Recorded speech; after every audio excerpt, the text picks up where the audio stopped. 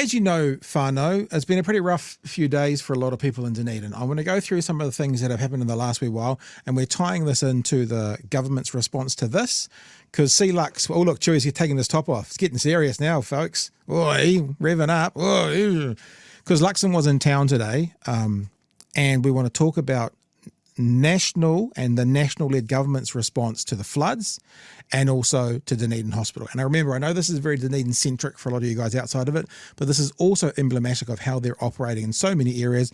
Need we say more? Ferries? You know, so this is not just about Dunedin. This is about how national is leading this government.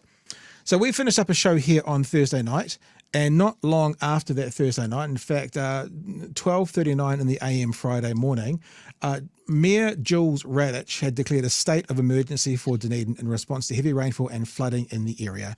So basically, people would wake up on Friday morning and understand that Dunedin was in a state of emergency. Now, that state of emergency finished, I think, on Sunday morning, right?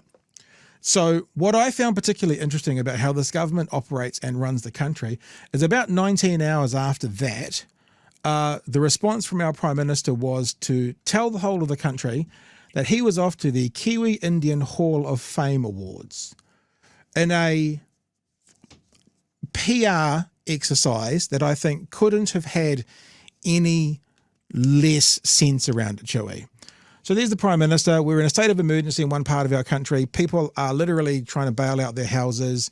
And one of the responses from this Prime Minister on this day was to, for some reason, stand like that, but to escalate and echo to the nation that that's what was on his mind whilst Dunedin was going through what it was going through. We're going to watch a clip at the moment when Mark Mitchell states in this clip, quote, "That's why we always turn up early."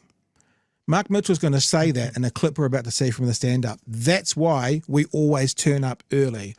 Well, on Friday when the state of emergency was declared, the Prime Minister was at a gala dinner that evening. He didn't turn up. In fact, he turned up about 24 hours after the state of emergency finished. Let me play you this very short clip. It's only a minute long, and this is the Prime Minister being asked about something that was mooted by the council here.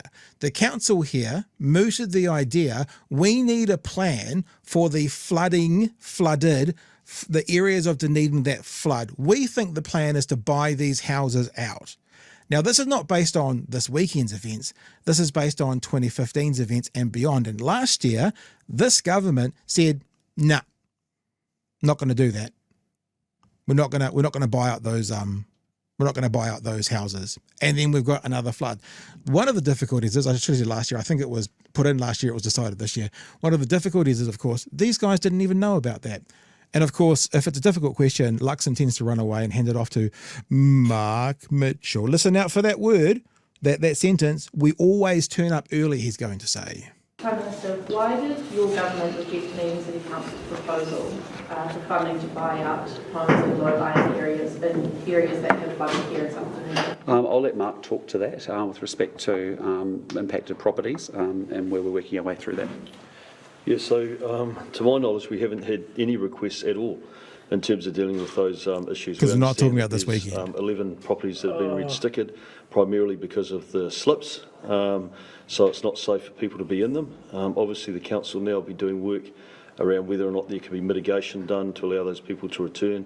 But look, the reason why we're here and we always turn up early is because we want to partner with local government to make sure that people are looked after. Sorry, to clarify. Did you get that? Did you hear it, folks? Why we always turn up early? Should we play it again? But look, the reason why we're here and we always turn up early is because we want to partner with... I'll just say again.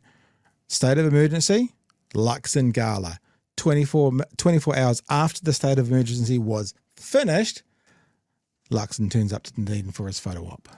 With local government to make sure that people are looked after. Sorry, to clarify, this was before this flooding. Since the 2015 floods, last year Dunedin City Council put a proposal to government that this year was rejected, asking for money to buy out houses in low-lying areas. I'd have to go back and check on the detail on that. So, Chewie, last year the DCC said, as part of our plan, part of our climate mitigation plan, part of the issues we have is we need to these houses that are flood prone, we need to buy those up and central government needs to be involved. Central government said no, those houses are flooded again this time around. That's my first part of the conversation around flooding, Chewie. You're welcome to jump in now. Yeah, so I want to link this back to something that they've been very keen to buzzword the shit out of when we talk about climate change, and that's climate mitigation. Yeah. Like we can't stop the climate from changing. We have to adapt. Now, for a lot of places around New Zealand, and you can look at Auckland, you can look at the East Coast, or all the places that were affected when that cyclone came through. Lots of people have built homes in stupid places. South Dunedin down here is built on an old tidal mudflat. There's houses that are built in valleys over old streams and all of that sort of stuff. And water will always remember where it used to be.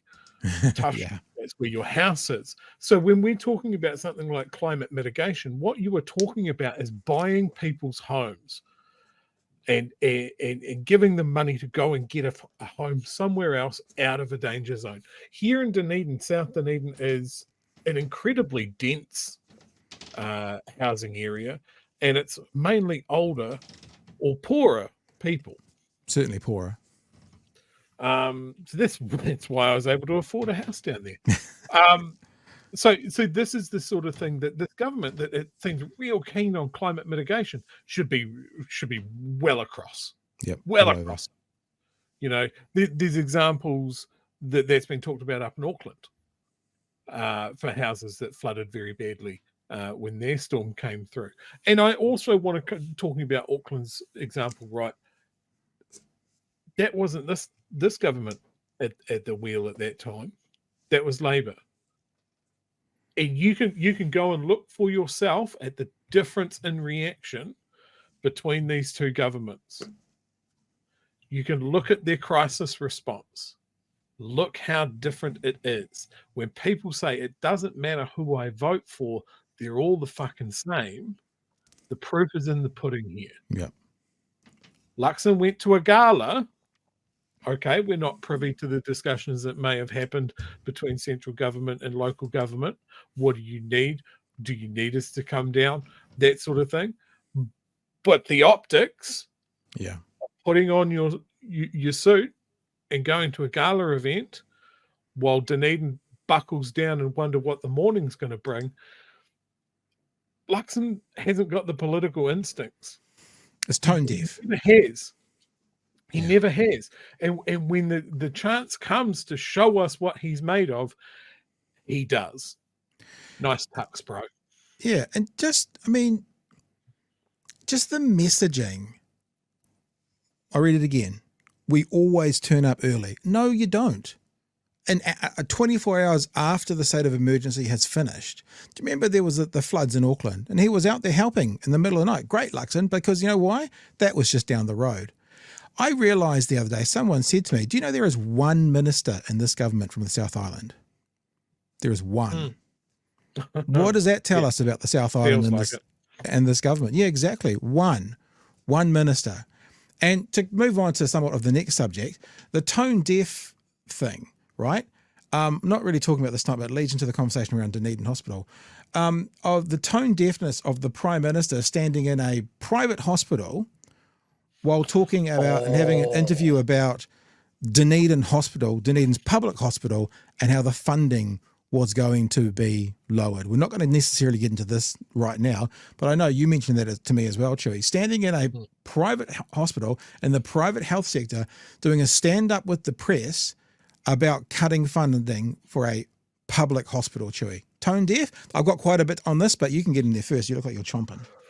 Oh, look, absolutely. When I saw that story at the end of last week, that he was talking about Dunedin Hospital, he's finally talking about the massive protests that we had here at Dunedin about Luxon going back on the words that he said all the way back 2 months ago about us getting the full noise hospital, and even further back from that, there was an election promise and all of that sort of stuff, that he would dare speak about it while he's opening a new wing in a private hospital. Yeah. We have spoken about this before. Luxon has a terrible sense for optics. He has a terrible sense for political capital. And more to the point, he's either surrounded by people that don't see it as well and don't go, hey, boss, maybe we should do this media stand-up, I don't know, in the car park of the Burger King outside. Yeah. They either don't see it either, or he doesn't listen to them. Either way, it's not good. Or there is a third option, is that they see it, but they don't say anything to him because he's the boss. He may have surrounded himself with yes men. I mean, it must be one of the hardest or worst jobs in the country to be on his maybe PR team or maybe his social media team. They can make him do silly little TikToks where he sticks his tongue out like a 13-year-old girl, but actually thinking about the optics of something and the tone-deaf nature of what you're telling people in Dunedin.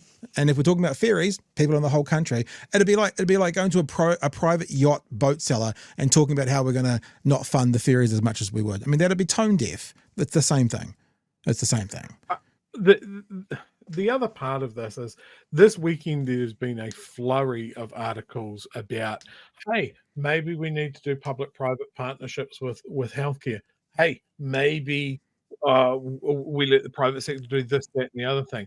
Maybe we just don't have the money to do this. Maybe the government's not the best people to do health. It's been a flurry of it. Yeah. Yeah, I saw Mountain Tui on various platforms mentioned this. Shane Reddy's up to his eyeballs in his own private healthcare. Right. The Health New Zealand Commissioner, Levy, has written many, many articles on how they should privatise healthcare. Christopher Luxon, as of 2 weeks ago, now has $500,000 of liquid assets because he sold those houses. Yep. Is he waiting for a new investment opportunity? Well, and just remember, the reason he was able to do that with those houses is they changed the bright line test from whatever it was, 10 years to 4 years.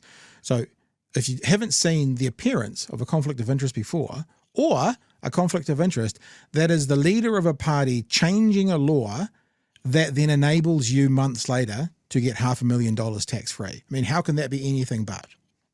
How can that be anything but? But let's not move too much away from the hospital, so because we're still here. Yeah. So I mean this is the whole thing is that it is optics. It is that 1-2 punch from central government for Dunedin. Fuck you, you're not getting a hospital. And yeah, we don't know what your council's asked for. It's in a pile of papers somewhere. None of us have read it. But they declined it. Yeah, didn't read it, but declined it. I'm the Prime Minister. The buck stops with me. I don't know what the fuck you're talking about. Mark, do you know? I don't know either. I had a cheese roll down. It's great. It's just you make the comparison. There's been this mentioned in the chat. Chewie, would you rather have the PM turn up and take away from the response? No, because that's not the question. Like I said, we've got examples of crisis management from previous governments, not even the last government, from other governments, of leaders turning up. Like when Chippy turned up in Auckland when they had the cyclone. Yeah. Do you know what this is, though? Sorry, I'm interrupting. But I can tell you what this is. I know exactly where this question's come from. It's come from someone following American politics. Because what's just happened with the hurricane in America is that there was a lot of people criticizing Biden and Kamala Harris for not turning up, but they got told to stay away because it's a different vibe. Secret Service comes in. It actually makes a drain on local police officers. And that's where this is coming from, because the PM doesn't turn up and take away from the response in New Zealand. The PM turns up and actually adds to the focus on the thing. We're not America. You don't all of a sudden have to lose half your police force because the Prime Minister's turning up. I guarantee you this question here below us right now has come from someone who's heard this conversation about the right blaming Kamala Harris and Biden for not turning up, and then Biden and Kamala Harris explaining, and also all the governors and sheriffs saying they said they'd come when we were ready. That's where this conversation's come from. And you know why? Because who's ever heard this question ever before and when there's been a New Zealand emergency? Never once. But it's just happened 2 weeks ago in America. I am not even suggesting that what we wanted was Christopher Luxon to fucking turn up in the middle of a storm and start filling in sandbags, although that would have been amazing political capital for him if he decided to. My point here is that post of his could have been, I'm keeping a really close eye on what's going on down in Dunedin. Seems to be a really concerning situation, and whatever local government needs from central government, we're here. Not we're off to the ball.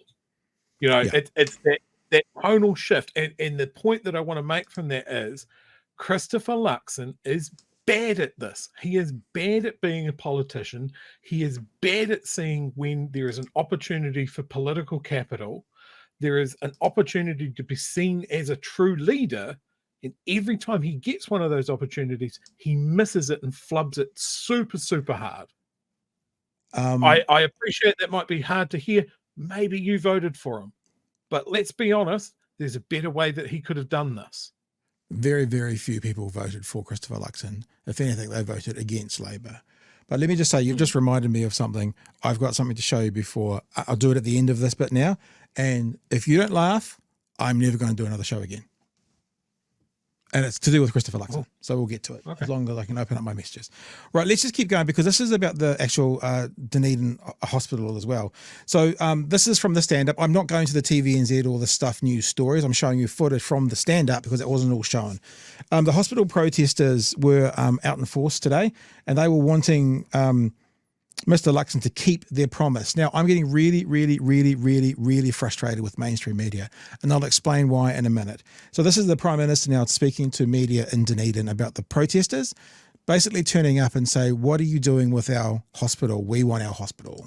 You're with some protesters at the airport and other places around town today. What do you say to them and what do you make of their, obviously they're calling for something to be done in regards to keeping promise of building the hospital as is. Yeah. What have you taken from that? Look, I fully understand the frustration. It's also frustrating for a government that's been in power for 10 months inheriting this mess as well.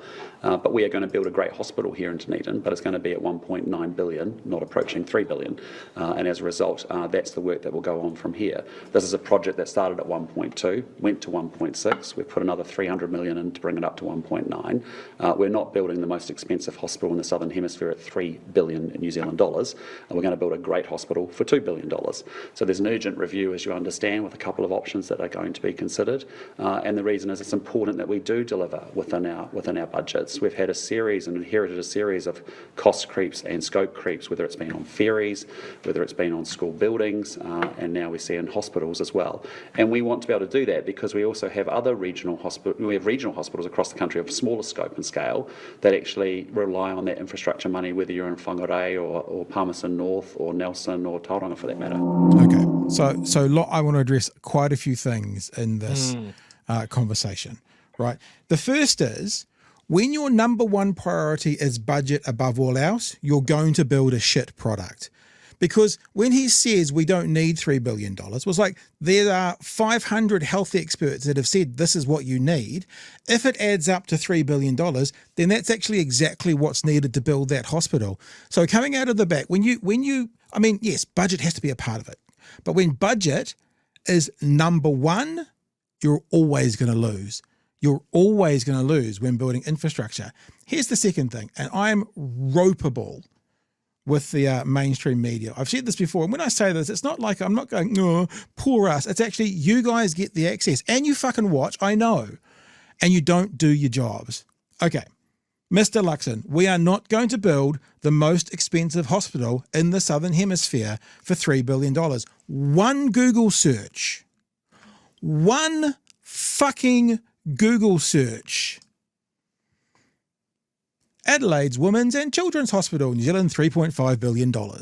Like, I stopped investigating because, Luxon, we're not going to build the Southern Hemisphere's most expensive hospital at $3 billion. One Google search finds another hospital, unless Adelaide's no longer in the Southern Hemisphere, that costs more. Have we heard anyone with access go, excuse me, Mr. Luxon, that's bullshit. Can we address the you've got something brown on your chin because you're talking shit. We can see it. It's on your chin. No one. So then I started to think, why is this guy so determined to focus on the Southern Hemisphere? Let's say he's right, Chewie. Let's say that there wasn't one Google search which proved him wrong. Let's say he's right. Why would the Southern Hemisphere matter? Why? Is it because possibly countries that are similar sizes to us spend far more than $3 billion? Let's have a look at Ireland, for example. Ireland is almost exactly the same population as New Zealand. Almost exactly the same. In fact, when one person leaves here, one person leaves there. It's almost exactly the same. Ireland, the hospital they're building at the moment, 4.4 billion New Zealand dollars, Chewie. 4.4 billion New Zealand dollars. So it's not the most expensive hospital build in the Southern Hemisphere. And looking at other countries of a similar size to us, they're spending more.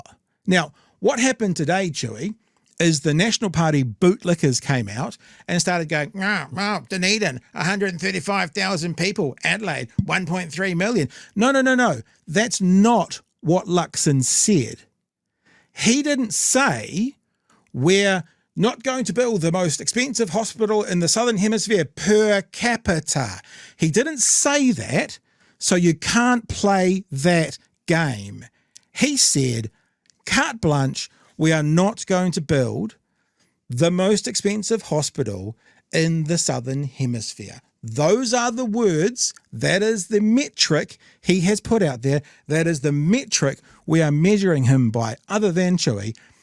Even if it was the most expensive hospital build in the Southern Hemisphere, if it's what the region needs for the next 100 years, it's not an excuse. It's not an excuse. It's a deviation away from the point to try and say to all his voters, look how these people want us to waste your tax dollars. By the way, landlords, here's $3 billion. By the way, top 1%, here's $14 billion of tax breaks. I'm fucking furious about this whole thing, and I've got more to go, so you better go now. Yeah, look, what we saw on his visit today is definitely the new talking point. We're not spending $3 billion, a number that has heavily been pushed back on.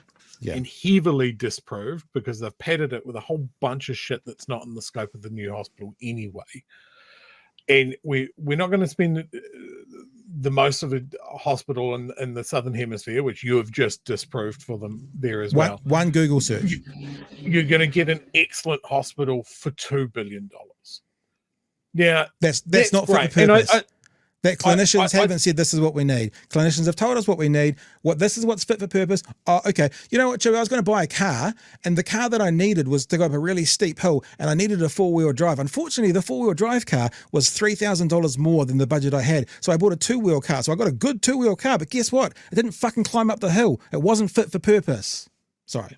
So this is the question that I want the media to ask. Whenever that gets trotted out, 1.9 billion, 2 billion, whatever he's going to say, you can get a great hospital for $2 billion.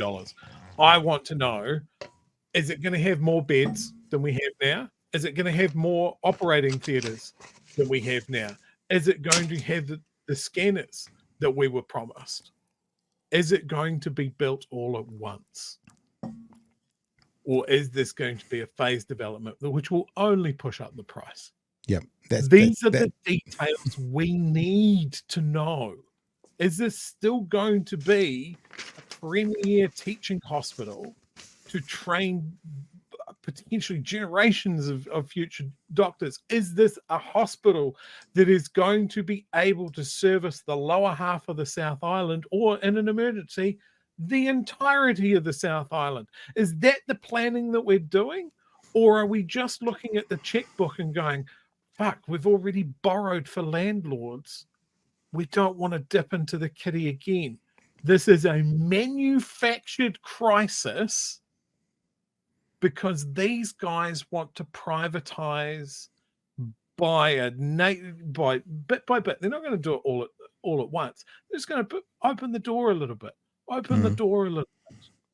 These guys have a conflict of interest. They are heavily compromised when it comes to this because of the things that... Oh my gosh, Chewie just got Thanos'd away. What on earth happened there? Unless I've been Thanos'd away. Oh, here he comes. Was it Thanos? It was Thanos. Yeah, they're heavily compromised. They're invested in the thing that they are supposed to be doing. They do not have us in mind. They have their portfolios and they have their legacies in mind. Okay, we're gonna keep going. That was very funny. There's 2 more clips. I'm going to play them back to back, Chewie, or else we'll never get to the end of this. Another clip here from the stand-up where he's basically been asked, "Can you deliver what you promised?" And another talking point, right? And we've done this so much with the inner city rail link for Auckland and stuff. When they say nothing happened in the previous term, really? Okay, we'll have a look at that. So here's another question, and it's all about delivering what you promised. Hospital. Promise of 35,000 people turned out to protest the cuts to the Dunedin hospital. Are you confident you can deliver what was promised within a $1.9 billion package? Yeah, look, I get the frustration, how frustrated you think I feel. I've been leading a government for 10 months.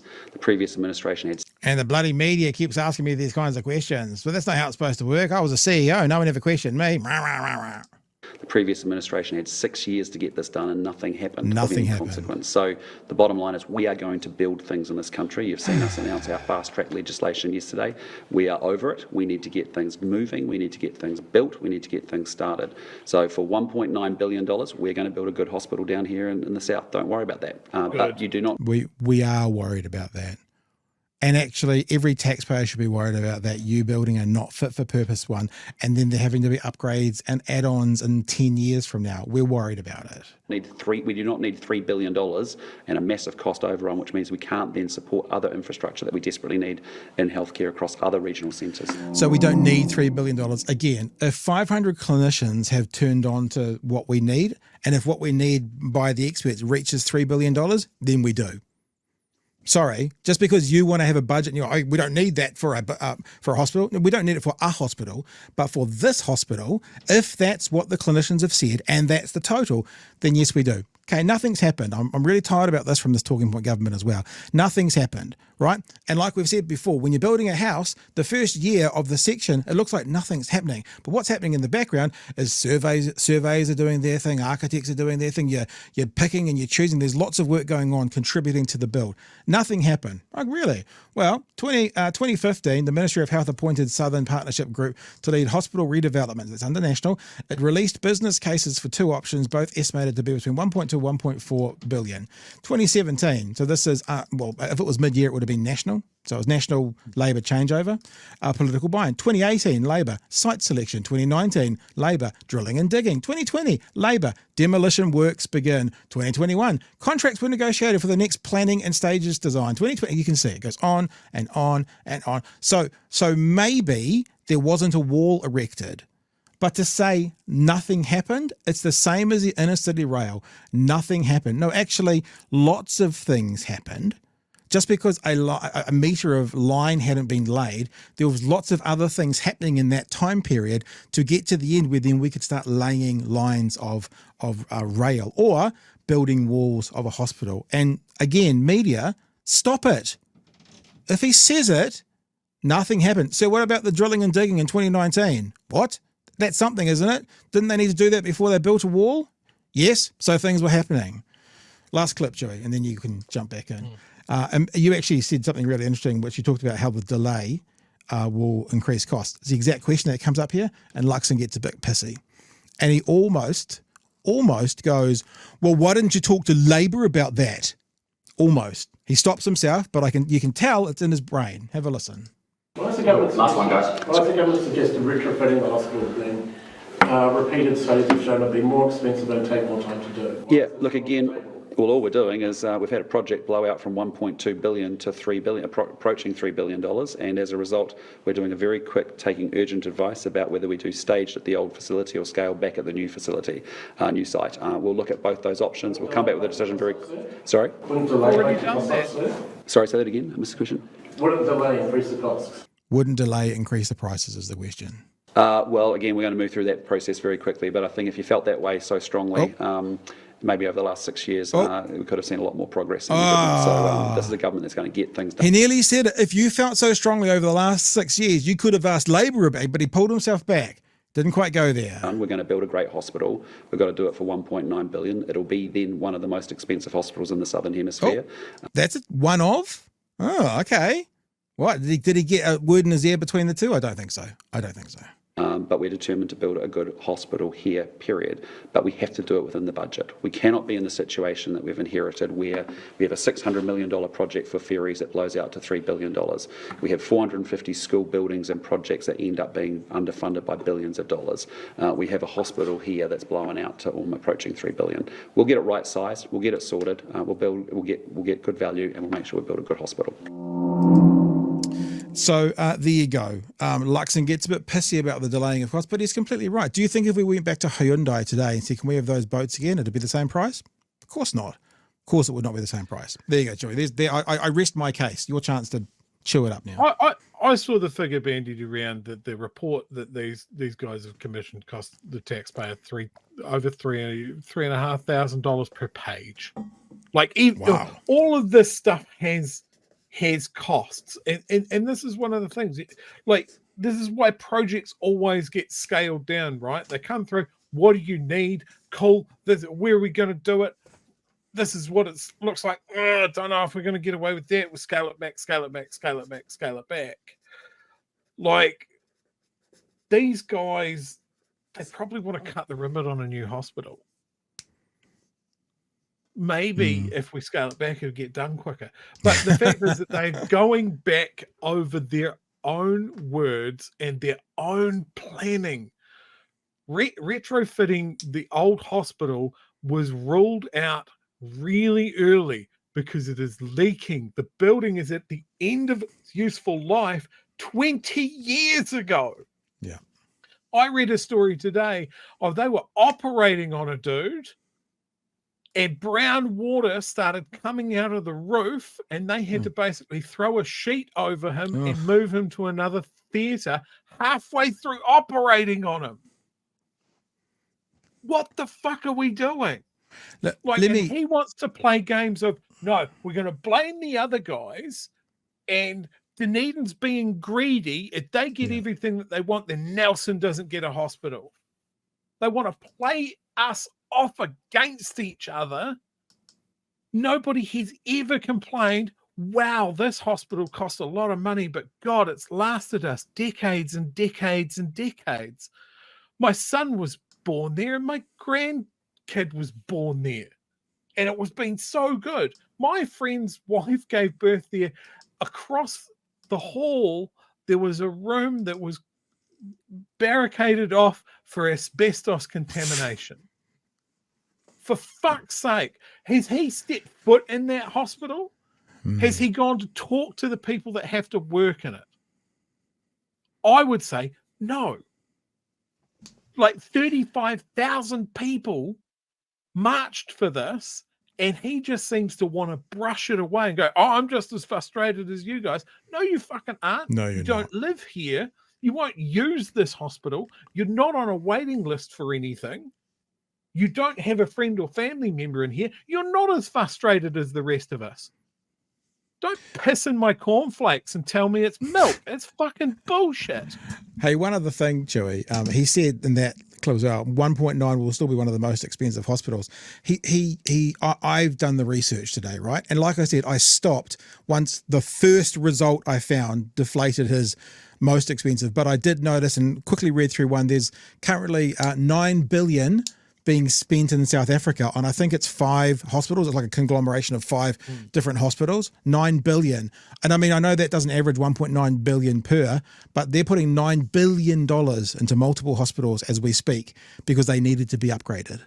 So, he hasn't done the numbers. He doesn't know. What do you think provides more to the people of this country?